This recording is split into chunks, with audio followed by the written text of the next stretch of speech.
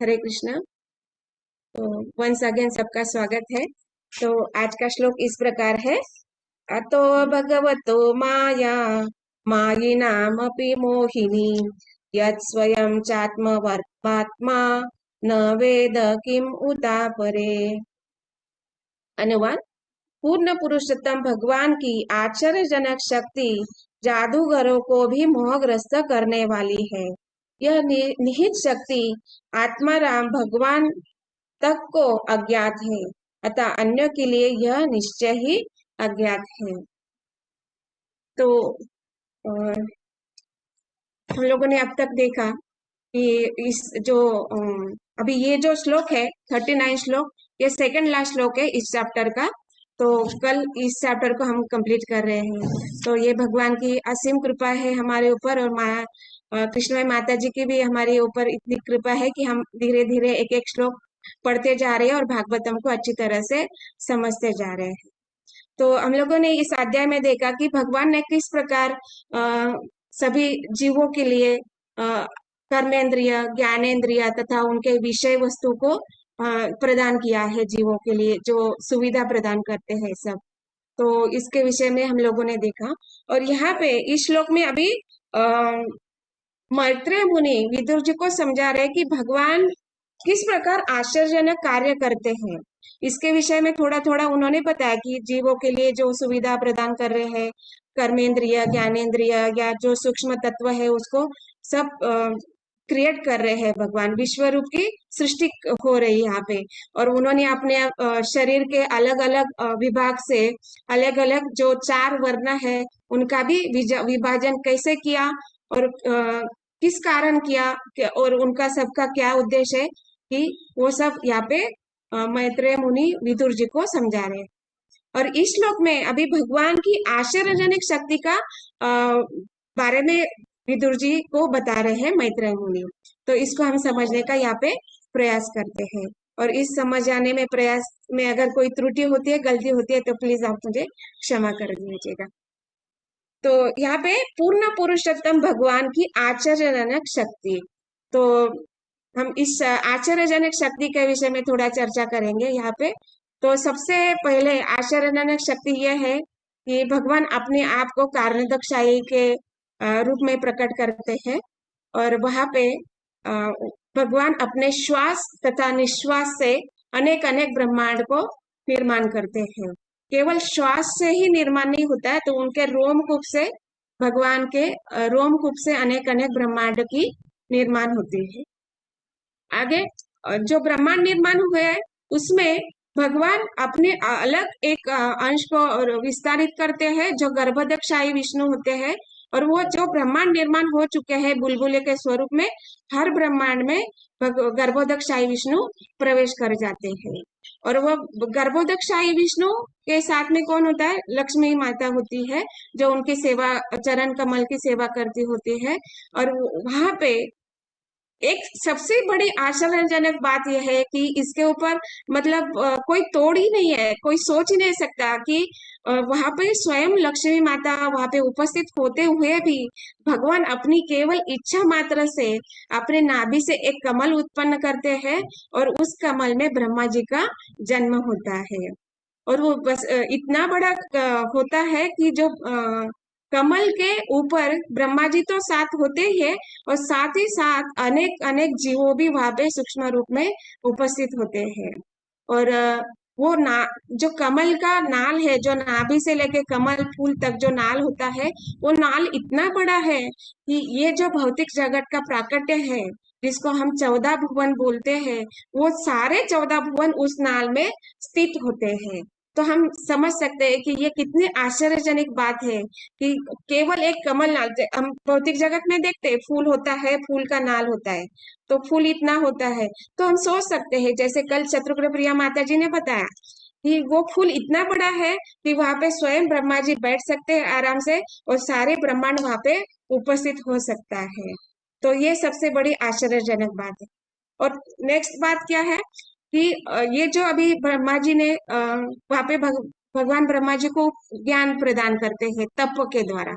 तप, जब ब्रह्मा जी तप करते हैं तो भगवान उनको हृदय में ज्ञान प्रदान करते हैं कि आपको इस सृष्टि का निर्माण करना है। तो भगवान वहां पे हृदय में, वो भगवान जो आध्यात्मिक सृष्टि है उसका वहां पे दर्शन देते हैं ब्रह्मा जी को, और ब्रह्मा जी उसको देख के ही एक भौतिक जगत की सृष्टि करते हैं भगवान की आज्ञा के अनुसार। और जब ये भगवान के आज्ञा के अनुसार ब्रह्मा जी सृष्टि करते, तो सभी जीव एक ही टाइम में उत्पन्न होता है, मनुष्य होने दो, पशु होने दो, पक्षी होने दो, मीन्स जो 84 लाख योनियां है वो सब एक ही समय भगवान ब्रह्मा जी उत्पन्न करते हैं। और साथ ही उनके जो जीव है, जो 84 लाख योनि में जो जीव उत्पन्न हुए हैं अपने अपने कर्म और गुण के अनुसार, तो उनके लिए सुविधा भी प्रदान करते हैं। तो सुविधा क्या है? जो उनको जल चाहिए, अग्नि चाहिए, वायु चाहिए, आकाश चाहिए, खाने के लिए अन्न पदार्थ चाहिए, रहने के लिए भूमि चाहिए। तो ये सारी जो सुविधा है वहां पे भगवान ब्रह्मा जी के लिए, ब्रह्मा जी ने जो सृष्टि की है उसके लिए भगवान प्रदान करते हैं। लेकिन इसके लिए भी भगवान एक अपना अलग तीसरा अंश, पुरुष अंश निर्माण करते हैं, जिसको गर्भ सॉरी क्षीरोदक शाही विष्णु कहा जाता है। और वो जो क्षीरोदक शाही विष्णु है, वो हर एक जो ब्रह्मा जी ने सृष्टि निर्माण की है उसके अंदर रेणु, अणु रेणु में गर्भोदक शाही, सॉरी क्षीरोदक शाही विष्णु है, प्रवेश कर जाते हैं और जीवों में आत्मा स्वरूप, परमात्मा स्वरूप में स्थापित हो जाते हैं। तो ये सबसे बड़ी आश्चर्यजनक बात है। और हम लोग भागवतम में जैसे पढ़ते आ रहे हैं, बहुत सारे हम लोगों ने क्लास सुने हैं, तो बहुत सारे सीनियर डिवोटी के मुख से भी सुने हैं, और हम लोग पढ़ते भी है, कृष्णा बुक पढ़ते हैं, भागवतम पढ़ते हैं, भगवत गीता पढ़ते हैं। इसमें भी अनंत अनंत भगवान की आश्चर्यजनक शक्तियां हैं। हाँ, तो इसका हम एग्जाम्पल देखेंगे। तो यहाँ पे तात्पर्य में प्रभुपाद जी एक उदाहरण दे रहे हैं कि वट वृक्ष का एक छोटा सा फल होता है, राइट? तो वो जो एकदम छोटा सा होता है, और वो छोटे से फल में इतने असंख्य बीज होते हैं, उसको हम कभी काउंट नहीं कर सकते, और कभी किसी ने किया भी नहीं होगा आई थिंक। तो वो इतना छोटा फल होता है और उसमें हजारों बीज होते हैं, और हजारों बीज के अंदर हजारों वट वृक्ष वहां पे भगवान ने बिठा के रखे हैं। अगर सोचा जाए तो मतलब ये सब कल्पना के परे है। कोई, जैसे यहाँ पे बताया जा रहा है कि जो दार्शनिक होते हैं उनको मिस्टर फ्रॉग बोला जाता है ना, लाइक कि कूप मंडूक होते हैं। वो केवल जो कुहा होता है, कुएं के अंदर ही बैठे रहते हैं, और वो सोचते हैं कि ये कुहा ही सारी सृष्टि है, इतना ही जगत होता है, इसके परे कुछ होता नहीं है। वैसे ही ये जो दार्शनिक होते हैं वो सोचते हैं कि हाँ, जो जितना हम लोगों को देख पाते हैं, दिखता है, इतना ही ब्रह्मांड है और यही है, इसके परे भी ब्रह्मांड है, इसके बारे में वो सोच भी नहीं सकते हैं। इसी प्रकार जब वो बीज होता है, हजारों बीज होता है, और उसमें वो एक ही बीज में इतनी शक्ति होती है कि वो विशाल वट वृक्ष निर्माण कर सकता है। और वो एक ही बीज के अंदर इतनी शक्ति होती है कि वो अनेक अनेक विशाल बीज उत्पन्न कर सकता है। और इसको अगर कैलकुलेट कर, मतलब कोई कैलकुलेट नहीं कर सकता है कि कितने बीज उत्पन्न हो सकते हैं और कितने वटवृक्ष निर्माण हो सकते हैं, और अगेन कितने वटवृक्ष निर्माण हो सकते हैं, इसको कोई कल्पना नहीं कर सकता है। तो ये सबसे बड़ी आश्चर्यजनक शक्ति यहाँ पे भगवान ने हमें दिखा रहे हैं। तो ये तो एक मतलब क्या बोलते हैं उसको, ट्रेलर है। और ये भौतिक ब्रह्मांड भी एक ट्रेलर है भगवान की असीम शक्ति के लिए। तो ये हम सोच भी नहीं सकते। और हम लोग देखते हैं कि भगवान की अनेक अनेक लीलाएं हैं। जैसे उन्होंने पूतना का वध किया था। तो पूतना का जब वध किया था तो क्या किया था उन्होंने, माता को स्थान उनको दिया था, क्योंकि उन्होंने पिछले जन्म में इच्छा किया था, क्योंकि वो पिछले जन्म में बलि महाराज की बहन थी। तो उन्होंने जब वामन स्वरूप में भगवान आए थे दान मांग लेने के लिए, तभी उनको जब भी पूतना ने, मतलब बलि महाराज के बहन ने उनको देखा, भगवान पटु ब्राह्मण के रूप में आए थे, इतने सुंदर में छाता पकड़े हुए, कमंडलू पकड़े हुए, मृग चर्म पहने हुए, और इतने सुंदर, और वो जनेऊ धारण किए हुए, गले में माला पहनी है सुंदर सी, चंदन से सुगंधित माला है। तो इतना सुंदर रूप देख के उन्होंने बोला था कि काश मेरा ऐसा पुत्र होता। तो वो जो बलि महाराज के समय में जो उन्होंने इच्छा की थी बहन ने कि मेरा पुत्र ऐसा होना चाहिए, तो वो इच्छा पूर्ण करने के लिए भगवान पुतना को माता का स्थान प्रदान करते हैं। इसलिए वहां पे जब उनका स्तन पान करते हैं पुतना का, तो भगवान क्या करते हैं, सबसे बड़ी आश्चर्यजनक शक्ति क्या है कि जब भगवान उनका स्तन पान करने लगते हैं, तो स्तन पान के द्वारा भगवान उनकी आत्मा भी चूस लेते हैं। और उसके बाद और क्या होता है कि जब वो पुतना को मृत्यु हो जाता है, तो उसको काट के जलाया जाता है। और जब जलाया जाता है, तब वहां पे वो क्या सुगंध आता है, कोई सड़े जले मांस की सुगंध नहीं आती है, चंदन की सुगंध आती है, अगरू की सुगंध आती है, चंपा की सुगंध, मतलब ये भगवान की अचिंत्य शक्ति है। ऐसा क्यों हुआ? क्योंकि भगवान के जो कमल रूपी जो अधर है, उसका स्पर्श उन्होंने पुतना को किया था। तो कोई सोच सकता है क्या केवल स्पर्श मात्र से उसका शरीर पवित्र हो सकता है? ये नहीं होता है। तो ये भगवान की आश्चर्यजनक शक्ति। तो ऐसे अनेक कार्यकलाप है, शक्टासुर का वध है, आगासुर का वध है, धेनुकासुर का वध है। आगासुर के हम देखते हैं, जब आगासुर के शरीर में, जब मुख में सभी गोप बालकों ने प्रवेश किया था, तो वो आगासुर के शरीर में जो शक्ति है, जो अग्नि है, अग्नि के द्वारा वो सब गोप बाल मृत हो जाते हैं वहां पे। लेकिन भगवान जब आगासुर का वध करते हैं, और केवल एक दृष्टिपात से ही सभी जीव वहां पे जो गोप बालक है वहां पे जीवित, पुनः जीवित हो जाते हैं, और उनको कुछ मालूम नहीं पड़ता कि क्या हुआ है यहाँ पे। तो केवल दृष्टिपात ही। और यहाँ पे हम लोग भागवतम में देख रहे हैं कि भगवान ने ये जो विराट विश्व रूप की जो सृष्टि की है, ये कैसे होती है।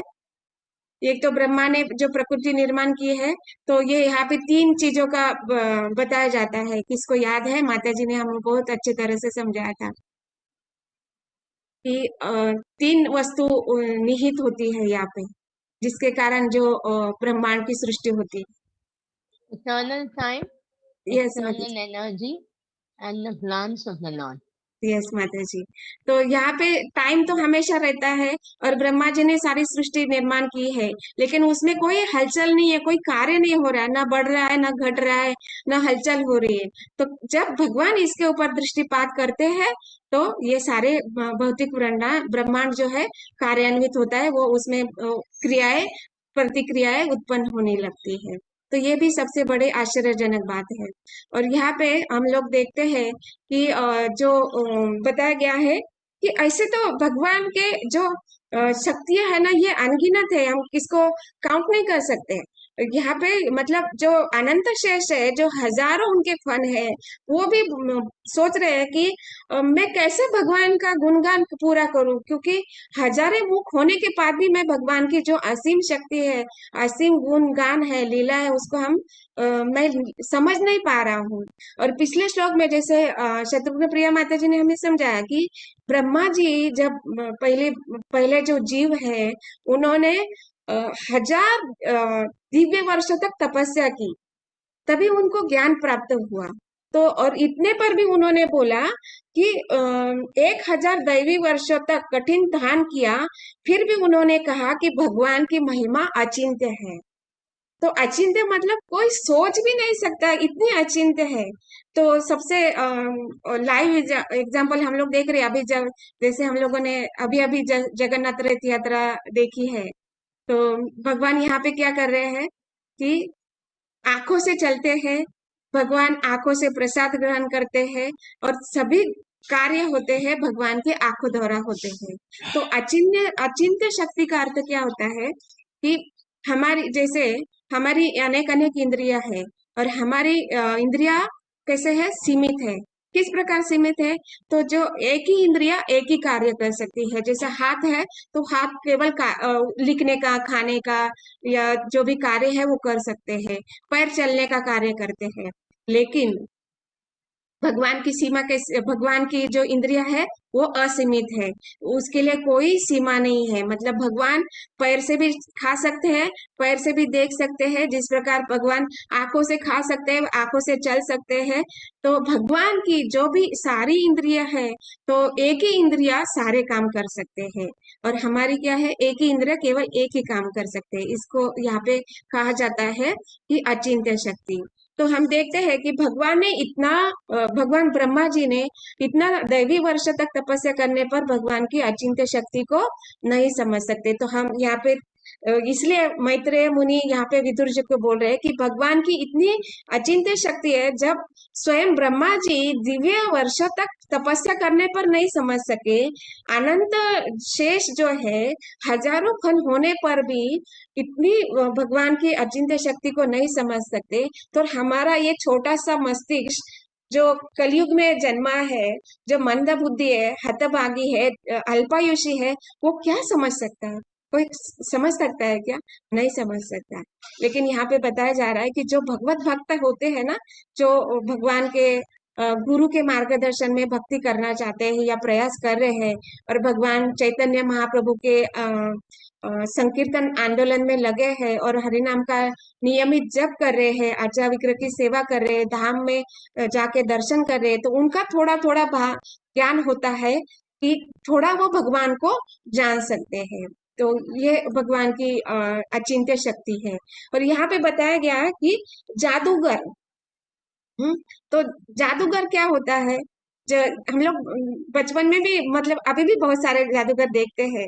वो क्या करता है कि आता है, एक बड़ा सा लंबा सा काला कोट पहन के आता है, कुछ रुमाल लेके आता है, कुछ ये लेके आता है, और वो क्या करता है, उसके हम सब जानते हैं उसके पास वो सारी चीज वहां पे अवेलेबल है, लेकिन वो क्या करता है, वो चालाकी करता है, मतलब ट्रिक करता है कि बस हमें रुमाल दिखाता है, लेकिन वो जो रुमाल का छोटा सा कॉर्नर होता है जहाँ पे उसने पकड़ रखा है, वहां पे फोल्ड होता है और वहां पे कुछ चीजें छुपा के रखता है, राइट। तो वो हम लोगों को जब वो दूसरी दिशा में पकड़ लेता है, तो जो फोल्ड पकड़ा हुआ है वो खोल जाता है, तो उसमें जो फूल होता है या फिर कोई बर्ड होता है या बॉल होता है, वो हमें खोल के दिखाता है। तो ये जादूगरी है, तो ये भौतिक जादूगरी है।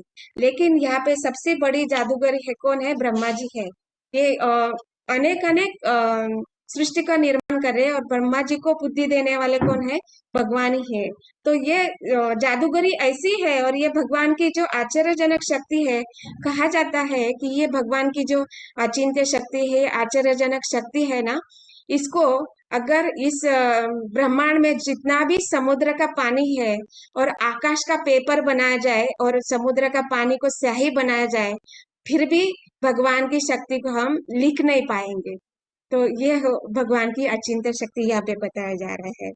और यहाँ पे खुद स्वयं ब्रह्मा जी ने सारी अ, अ, सृष्टि का निर्माण किया है, भगवान का दर्शन किया है, भगवान का आध्यात्मिक जगत को भी हृदय में देखा है, भगवान स्वयं को भी देखा है, फिर भी भगवान यहाँ पे मोहग्रस्त हो जाते हैं। किसको याद है भगवान ब्रह्मा जी कैसे मोहग्रस्त याद है? मतलब मोहग्रस्त हो जाते हैं, एक लीला भी है उनकी, ये ब्रह्म सुंदर विमोहन लीला। यस। तो मतलब अ, भगवान की ये जो सृष्टि है ना, कि इसको जिसने निर्माण किया वो भी मोहग्रस्त हो जाते हैं। तो हम क्या चीज है, हम तो मोहित होने वाले हैं, हम कलयुग के हतभागी लोग हैं। तो स्वयं ब्रह्मा जी ने, जिसने इस सृष्टि का निर्माण किया है, भौतिक सृष्टि का, वो भी मोहग्रस्त हो जाते हैं। और भागवतम के फर्स्ट चैप्टर में बताया जाता है कि बड़े बड़े देवतागण, मुनिगण भी मोहग्रस्त हो जाते हैं, जैसे इंद्र भी मोहग्रस्त हो गया था। हाँ? तो उसने क्या किया, वर्षा बहुत मूसलाधार वर्षा किया, और भगवान ने क्या किया, केवल एक छोटी उंगली पे, ढाई हाथ के छोटी उंगली पे गोवर्धन धारण करके इंद्र को दिखा दिया कि मैं ही भगवान हूँ, कोई और भगवान नहीं हो सकता, आप तो बस देवी देवता हो और आप मेरे सहायक हो। जैसे ब्रह्मा जी का भी वहां पे अहंकार टूट गया और इंद्र का भी अहंकार टूट गया। तो देखते हैं कि भगवान की अचिंत्य शक्ति होने के कारण बड़े बड़े मुनि ऋषि देवता भी मोहग्रस्त हो जाते हैं। तो ये सब इतना आश्चर्यजनक है ना कि हम सोच भी नहीं सकते, इसलिए वहां पे अचिंत्य बोला जाता है, जो कल्पना से परे होता है। और यहाँ पे नेक्स्ट लाइन में बता रहे हैं कि यह निज शक्ति आत्मा राम भगवान तक को अज्ञात है। अभी ये भगवान की दो शक्तियां, राइट? कौन है दो शक्तियां कौन सी है, अब पता है किसी को? एक्चुअली तीन समझते हैं लेकिन दो होते हैं। हाँ, यस, आशा माता जी, आशा देवी माता जी।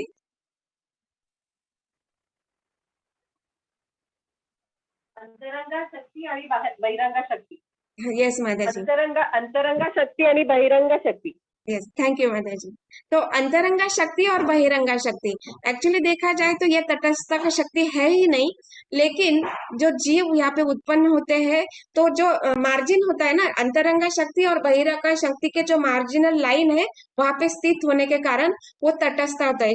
तटस्थ मतलब न तो वो अंतरंगा शक्ति के अंदर आते हैं, ना ही बहिरंगा शक्ति के अंदर आते हैं, इसलिए उनको तटस्थ शक्ति बोला जाता है। मतलब एक्चुअली देखा जाए तो वो इसमें है ही नहीं, किसी शक्ति में है ही नहीं। तो जीव को इच्छा करता है, या तो वो जीव जब कार्य करता है, वो कार्य के अनुसार, जो कार्य के अनुसार गुण अधीन, गुण के अधीन हो जाता है, उससे वो डिसाइड होता है कि वो तो या तो अंतरंगा शक्ति में जाएगा या तो बहिरंगा शक्ति में जाएगा। तो तीन गुणों के अंदर जब वो स्थित हो जाता है, तो उसके अनुसार डिसाइड होता है कि वो अंतरंगा में आएगा या बहिरंगा में आएगा। तो हम देखते हैं कि ये जो भगवान की अंतरंगा शक्ति है, इसको इसको समझना बहुत कठिन है। और बहिरंगा शक्ति जो माया शक्ति है, उसको भी समझना अत्यंत कठिन है। यहाँ पे बताया जा रहा है कि भगवान की यह निहित शक्ति, ये जो निहित शक्ति है, तो यहाँ पे जो जो योग माया है, उसको अंतरंगा शक्ति कहा जाता है। ये भगवान के आदेश के अनुसार कार्य करती है, और बहिरंगा शक्ति भी माया भगवान के आदेशानुसार कार्य करती है। और वो जो बहिरंगा शक्ति है, उसको महामाया भी कहा जाता है, जो इस भौतिक जगत में कार्य करती है। और इस कैसे कार्य करती है, क्योंकि ये भौतिक जगत क्या है, ये दुर्ग बताया जाता है। जो भगवान के चरण अपराध होता है, जब भगवत धाम में होते हुए जब जीव भगवान के चरण कमल में अपराध होता है, तो उनको सजा देने के लिए यहाँ पे भौतिक जगत में डाल दिया जाता है। और जब इस भौतिक जगत में जीव आता है, तो वो तीनों धुनों के अंदर कार्य करने लगता है। और यहाँ पे उनको कंट्रोल करने के लिए कोई होना चाहिए, इसलिए भगवान वहां पे माया शक्ति को और बहिरंगा शक्ति को भेजते हैं। और कैसे भेजते हैं, वह उनके हाथ में त्रिशूल होता है। तो ये त्रिशूल क्या करता है, आदि दैविक, आध्यात्मिक और आदि भौतिक तीन प्रकार के क्लेश से जो जीव है उसको शिक्षा प्रदान करते रहते हैं, मतलब उनको सजा देते रहते हैं। तो इस प्रकार ये बहिरंगा शक्ति कार्य करते हैं। और इसको भी समझना साधारण जीव के लिए पॉसिबल नहीं है। हम लोग भगवत गीता में पढ़ते आ रहे हैं कि भगवान ये जो जीव है भगवान का ही अंश है, उसमें सच्चित आनंद जो भगवान का स्वरूप है, वो भी उसमें है। अणु होने पर भी आत्मा में वो है, जीव में वो है, लेकिन वो इस माया में आने के कारण, इस भौतिक प्रकृति में आने के कारण, वो काम और इच्छा के कारण वो इतना लिप्त हो जाता है कि वो सोचता ही नहीं कि मुझे मुक्त होना है, इस बहिरंगा शक्ति से बाहर निकलना, अंतरंगा शक्ति में मुझे जाना है, ये वो समझ नहीं पा रहा है। और उसको यहाँ पे जन्म मृत्यु जरा व्याधि दुख तो सहने पड़ते हैं, साथ ही जो दुर्गा द्वारा जो 3 दाप दिए जाते हैं उसको भी सहन करना पड़ता है। और यहाँ पे जो ये इस प्रकार ये जो बहिरंगा शक्ति है, इसे हम जीव को यहीं पे भोगने के लिए प्रताड़ित करते रहते हैं। और माया जो भगवान की, और यहाँ पे देखते हैं जो जीव भगवान की सेवा में लगे रहते हैं और भगवान के धाम में जाना चाहते हैं, भगवान का स्मरण में लगे रहते हैं, तो उनको वो छोड़ देती है। मतलब उसको ये जो 3 प्रकार के ताप से वो प्रताड़ित नहीं करती है, उसको वो भगवान के लिए जाने के लिए मार्ग खुला कर देती है। तो ये है भगवान की बहिरंगा शक्ति। और अंतरंगा शक्ति क्या है, भगवान की अंतरंगा शक्ति समझना बहुत बहुत कठिन है। इसको समझने की ना तो मेरी पात्रता है, ना समझाने की मेरी कोई पात्रता है। लेकिन मैं बस इतना कहना चाहूंगी कि जो भगवान की अंतरंगा शक्ति है, इसको राधा रानी कहा जाता है। और ये जो राधा रानी है, ये योग माया भी माया में अपना विस्तार करती है। और ये अंतरंगा शक्ति के द्वारा जो भी कार्य होते हैं, तो इस अंतरंगा शक्ति के अनेक अनेक जो भक्त है, जो शुद्ध भक्त है, विशुद्ध आत्मा है, उनके कार्यकलाप को संभालती है, या उनको जो भी आवश्यकता होती है वह सुविधा उनको प्रदान करती है। दैट मीन्स कि वो बहिरंगा शक्ति से अंतरंगा शक्ति में जो आते हैं उनको वो आनंद प्रदान करती है, जिसको आह्लादनी शक्ति भी कहा जाता है।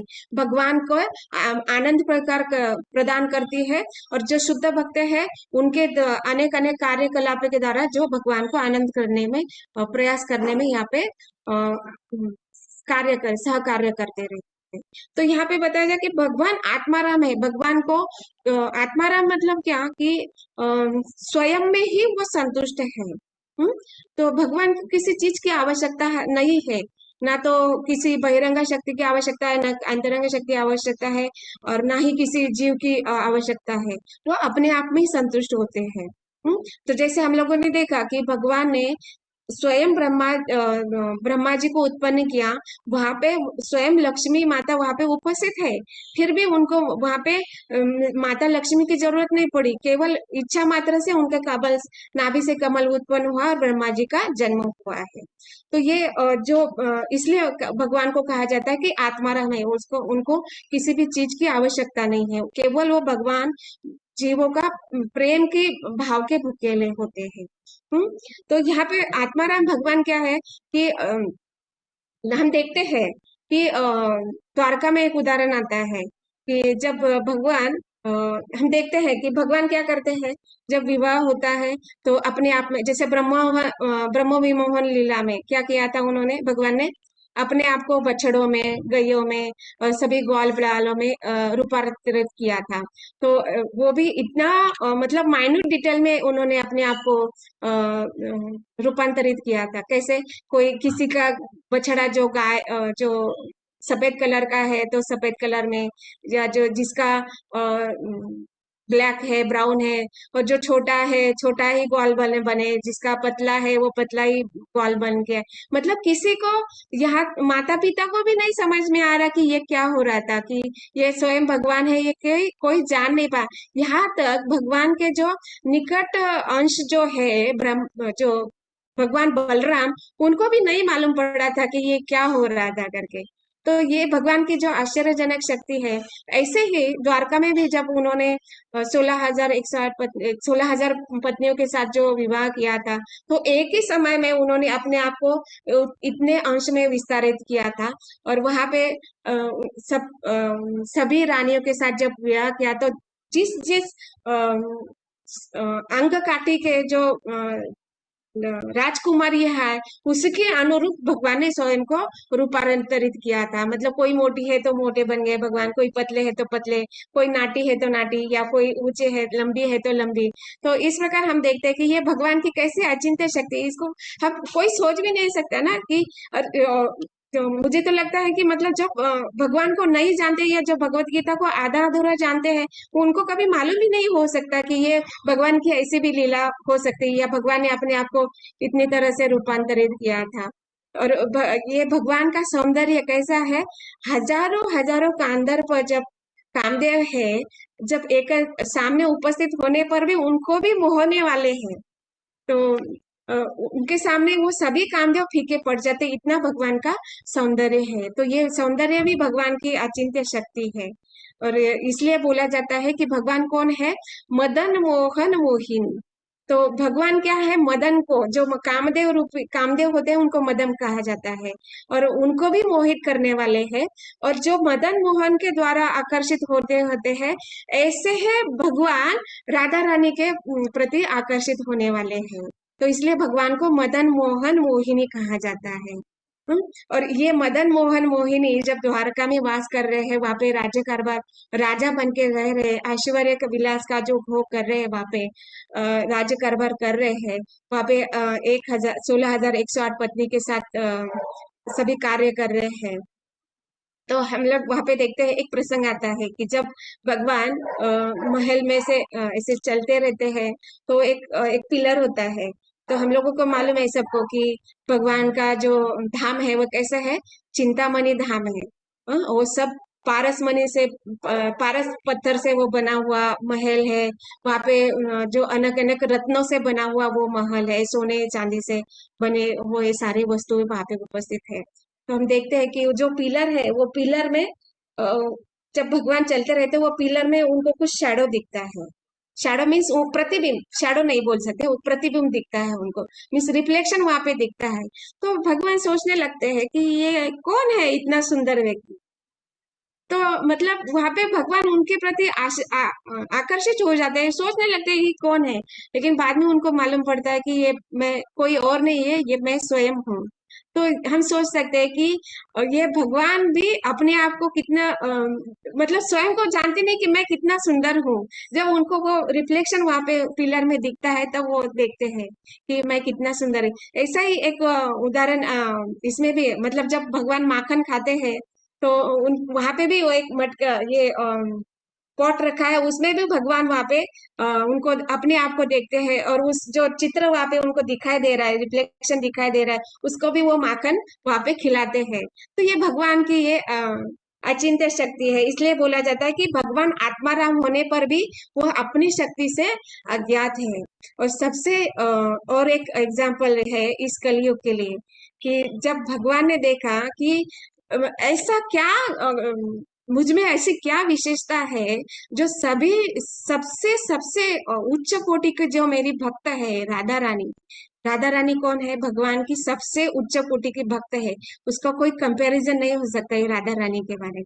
तो वो जो सबसे उच्च कोटि की जो मेरी प्रिय भक्त है, उसको कैसे पता चलता है कि मुझे क्या चाहिए या मैं किस चीज की इच्छा करता हूँ, और वो कैसे इस अलग अलग प्रकार के मुझे जो प्रिय वस्तु है और जो मुझे खाने की इच्छा है या जो भी भोग वो मेरे लिए बनाती है, जो 56 भोग बनाती है, वो कैसे मालूम पड़ता है कि मुझे ये प्रिय लगने वाला है।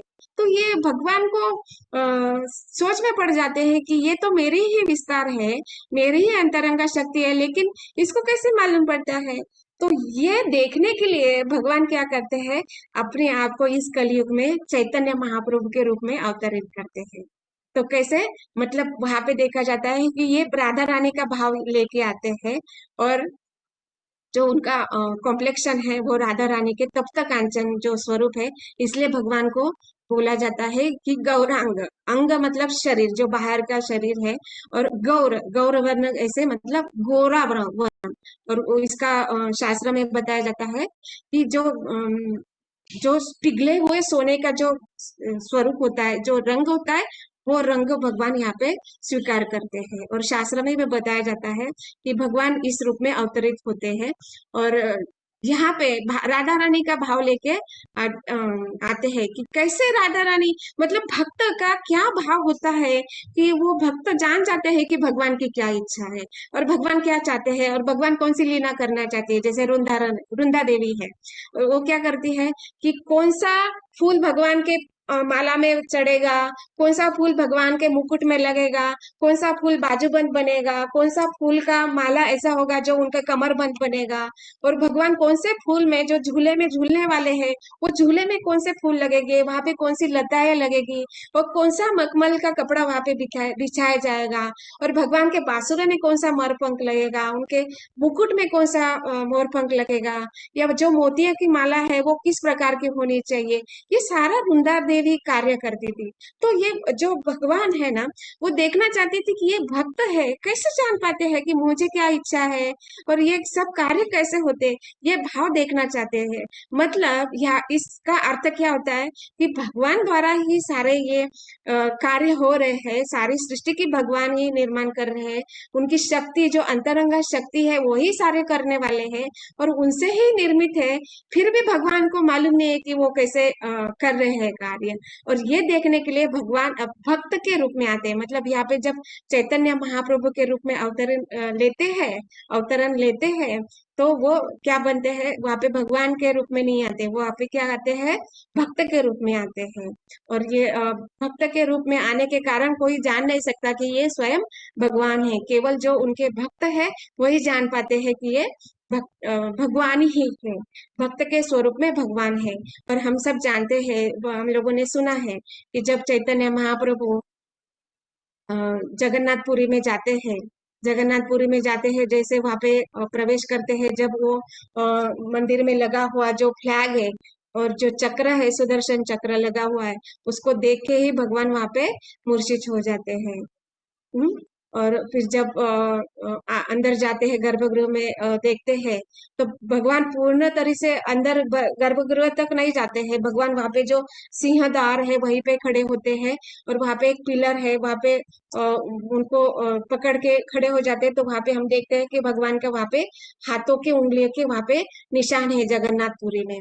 तो हम देखते हैं कि जो जब भगवान वहां पे आते हैं तो वो जो पत्थर जो पत्थर है वो भी मेल्ट हो जाता है भगवान का स्पर्श पाके या भगवान का दर्शन करके। और जब भगवान अल्टर में देखते हैं, जगन्नाथ प्रभु को जब देखते हैं, जगन्नाथ बलदेव सुभद्रा और सुदर्शन प्रभु का जब दर्शन करते हैं, तो भगवान वहां पे तुरंत मूर्छित हो जाते हैं। मतलब कि ये जो, क्योंकि क्यों ऐसा होता है, क्योंकि यहाँ पे चैतन्य महाप्रभु भले भगवान हो, भगवान है, लेकिन उनका भाव क्या है, राधा रानी का भाव है, ये भक्त का भाव है। और जब भक्त भगवान को देखता है तो वो अचेत हो जाता है, उसको समझ में नहीं आता, उसमें अष्टविकार आ जाते हैं। जिस प्रकार हम देखते हैं कि ध्रुव महाराज के कथा में, जब ध्रुव महाराज को जब भगवान दर्शन देते हैं तो उनको समझ में नहीं आता कि अभी मैं भगवान की किस प्रकार स्तुति करूं।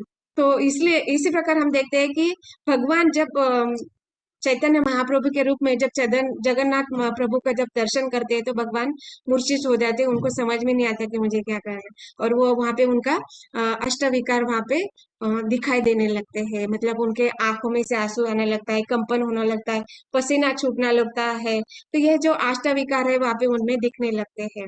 तो वो कोई समझ नहीं पाता है। फिर वहां पे भगवान के भक्त जो सार्वभौम भट्टाचार्य है वहां पे आते हैं, और वो जान जाते हैं कि ये भगवान स्वयं भगवान है, और फिर उनको वहां से ले जाते हैं। तो इस प्रकार हम देखते हैं कि ये जो भगवान की शक्ति है ना, ये अचिंत्य, ये कोई समझ नहीं सकता, केवल ये भगवान के भक्त ही समझ सकते हैं। और ये भक्त भी कभी समझ सकते हैं जब भक्त अहे अन्य अभिलाषिता शून्यम, मतलब कि कोई किसी चीज की कामना नहीं करता है, केवल भगवान से प्रेम करना जानता है, उसी के ऊपर भगवान अहेतु की कृपा करते हैं। तो जब अहेतु की कृपा करते हैं, तभी भगवान को वो भक्तों को वो रिवील हो पाता है कि हाँ ये भगवान ऐसे है, और भगवान की शक्तियों के बारे में भक्त जान पाता है। तो ये इतनी अचिंत्य शक्ति है भगवान की। ऐसे तो ये मेरा सा छोटा सा मस्तिष्क, ये जो मेरा छोटी बुद्धि है, इससे मैं क्या वर्णन करूं भगवान का। क्योंकि जब स्वयं ब्रह्मा जी नहीं समझ पा रहे हैं, अनंत शेष नहीं समझ पा रहे हैं, तो मेरा छोटा सा मस्तिष्क क्या, मेरे जैसे तुच्छ जीव क्या बोल सकता है भगवान के बारे में। हम्म, तो यहाँ पे इसलिए ये सबके लिए अज्ञान, तो इस कलयुग के लिए यहाँ पे बोला गया, अन्य के लिए निश्चित ही अज्ञात है, कोई जान नहीं सकता, जान नहीं सकता। इसलिए बोला गया कि ये जो दार्शनिक होते हैं, अपने आप को विज्ञानी बोलते हैं, गणित में बहुत बड़े साइंटिस्ट बोलते हैं, वो समझ नहीं सकते इस भगवान के शक्ति को, क्योंकि ये सारी जादूगरी है। ये ऐसी जादूगरी है ना कि ये सबको मोहग्रस्त करने वाली है, बड़े बड़े देवता मुनियों को मोहग्रस्त करने वाले थे, हम तो साधारण जीव है, मनुष्य जीव है। तो यहाँ पे देखते हैं कि भगवान की जो शक्ति है ना, ये केवल उनके लिए सीमित नहीं है। तो कभी कभी भगवान क्या करते हैं ना, अपनी शक्ति अपने शुद्ध भक्तों के पास भी दे देते हैं। तो उसका थोड़ा अंश भी भगवान भक्तों के अंदर दे देते हैं। जैसे सबसे बड़ा मिराकल जो मतलब देखा है मनुष्य जीवन में, तो श्रील प्रभुपाद है। तो ये जो हम देखते हैं, आज जो हम लोग यहाँ पे बैठे हैं और ये जो क्लास चल रहा है, ये किस कारण हो रहा है, ये केवल प्रभुपाद के कारण हो रहा है। क्योंकि प्रभुपाद इतने विशुद्ध भक्त है कि इसका कोई, हम सोच ही नहीं सकते कि प्रभुपाद जी की कहाँ तक उच्च स्तर पर प्रभुपाद स्थित है, कि हम सोच भी नहीं सकते। हम देख सकते हैं, हम देख रहे हैं भगवान प्रभुपाद जी के जीवन में कि कितना कष्ट उठाया, जब केवल एक साधारण मालवाहु जहाज से वो अमेरिका गए हैं, और रास्ते में उनको अनेक अनेक समुद्र बीमारियां हुई, उनके उल्टियां हुई, चक्कर आते थे। तो दिनों वहां पे वो बीमार पड़ रहे थे, खाने पीने की कोई सुविधा नहीं थी। फिर भी उन्होंने इतना संकट झेलने पर, और केवल इतना ही नहीं, जाते हुए समुद्र में जहाज में उनको 2 बार हार्ट अटैक भी आया था। और वो सोच रहे थे कि भगवान, अ, वो वहां पे प्रार्थना करते हैं भगवान से, भगवान ये मैं केवल आपकी इच्छा के आधार पर ही ये सब करने वाला हूँ, आप ही मुझे शक्ति प्रदान करने वाले हैं, और अगर आपकी इच्छा है तो मैं प्रचार कर सकता हूँ। तो यहाँ पे भगवान जो देखते हैं हम, और जब प्रभुपाद जी अमेरिका पहुंचे, और वहां पे कैसे मिरेकल हुआ ना कि ये लोग जो अमेरिकन लोग हैं, चारों जो रूल्स है, रेगुलेशन है, उसको तोड़ मड़ोड़ के जूस बना के पी गए थे। मतलब पूरा पूरा इतने वो हिप्पी लोग बोलते हैं ना उनको, उनको मालूम ही नहीं है स्नान करना होता है, नाखून काटने होते हैं, बाल काटने होते हैं, या कपड़े धुले हुए कपड़े पहनने होते हैं, ये कोई उनको मालूम ही नहीं था। और ये चीज भगवान शक्ति प्रदान, जो भगवान से प्रदत्त शक्ति प्रभुपाद वहां पे उनको सबको सिखा रहे थे। और जब ये सब कार्य हो रहा था, और वहां पे उन्होंने अनेक अनेक सेंटर का स्थापन किया, मैचलेस गिफ्ट का स्थापन किया, अनेक अनेक भक्त बनाए हैं, और अनेक अनेक म्लेच्छों को उन्होंने वैष्णव बनाया है। तो ये और देखते हैं जब ये सब कार्य हो रहा था, अनेक अनेक विदेशों में वो जाते थे, प्रचार करते थे, तो देखते थे कि कभी रिपोर्टर्स आते थे इंटरव्यू के लिए। तो किसी ने पूछा, स्वामी जी आप, हमने सुना है कि भारत में बहुत सारे जो साधु लोग होते हैं वो मैजिक करते हैं, तो आप भी कोई मैजिक कर सकते हैं क्या? तो प्रभुपाद जी ने बहुत सुंदर उत्तर दिया। तो आप देख सकते हैं कि ये जो यहाँ पे ये सब जो मेरे पीछे जो भक्त खड़े हैं, ये कोई ऐसा कर सकता है कि जो म्लेच्छ है और उसको शुद्ध जीवन अर्पण करे, और जिसका बाल है उसको मैं उसका बाल निकाला हुआ है। मतलब अ, ऐसे कोई सोच सकता है कि ये कैसे जादूगरी है ना कि जो म्लेच्छ है उसको मैं हिप्पी को मैंने हैप्पी बना दिया है। तो ये कोई जादूगर कोई कर सकता है? तो यहाँ पे देखते हैं हम, ये कैसे हो पाता है? ये भगवान की अचित्य शक्ति। और ये जो दार्शनिक है, विज्ञानी है, ये जो साइंटिस्ट लोग है, ये नहीं समझ सकते हैं। और ये तो प्रभुपाद के काल में भी थे, और अभी भी हम देखते हैं कि ये जो दार्शनिक होते हैं, ये नहीं समझ सकते कि कैसे भगवान की शक्ति कार्य करती है, और कैसे मनुष्य भी ऐसे जादूगरी कर सकता है जैसे भगवान कर रहे हैं। तो ये प्रभुपाद जी का सबसे बड़ा उदाहरण यहाँ पे हम देख रहे हैं कि भगवान के शक्ति के द्वारा ही, माध्यम से ही प्रभुपाद जी ने इतना सारा कर पाए हैं। तो इससे बड़ा क्या उदाहरण हो सकता है? तो इसलिए अब ये बोला जाए कि अन्य के लिए ये निश्चित है, ये कोई सब समझ नहीं सकता है। और इसलिए यहाँ पे बताया जा रहा है कि ये जो लौकिक विवाद प्रिय लोग हैं, इनके लिए सबसे बड़ी आश्चर्यजनक पहेली है। वो समझ ही नहीं सकते, उनके लिए ये पजल है, वो समझ ही नहीं सकते हैं भगवान। लेकिन जब भगवान, जो श्रद्धालु है, भक्तजन है, वो क्या करते हैं? भगवान की ये जो जादूगरी है उसकी प्रशंसा करते हैं। और प्रशंसा करने से क्या होता है? वाणी शुद्ध होती है, वाणी शुद्ध होती है, और उससे क्या होता है? हृदय शुद्ध होता है। और वो क्या करते हैं?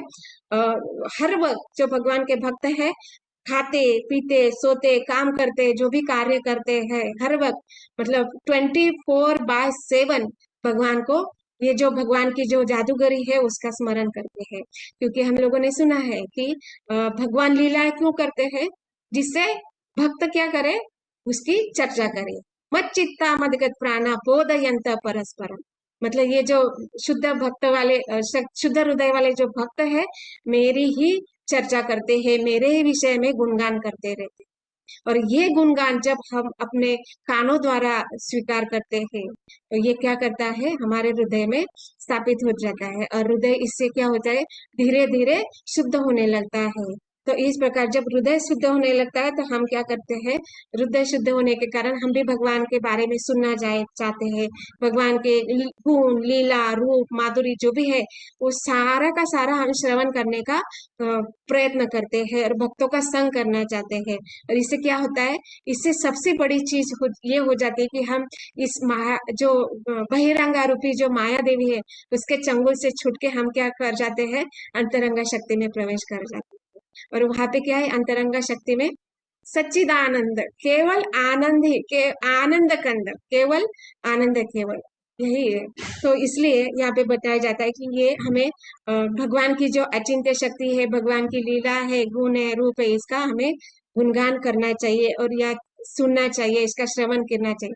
जैसे 2 दिन पहले प्रभु जो आए थे लेक्चर में, उन्होंने बताया, प्रभु जी ने क्या बताया कि हमें श्रवण और कीर्तन करना चाहिए। और कीर्तन कैसे करना चाहिए, कीर्तन को श्रवण करना चाहिए। और जब कीर्तन को श्रवण करेंगे तो हम क्या करेंगे, भगवान का स्मरण करेंगे।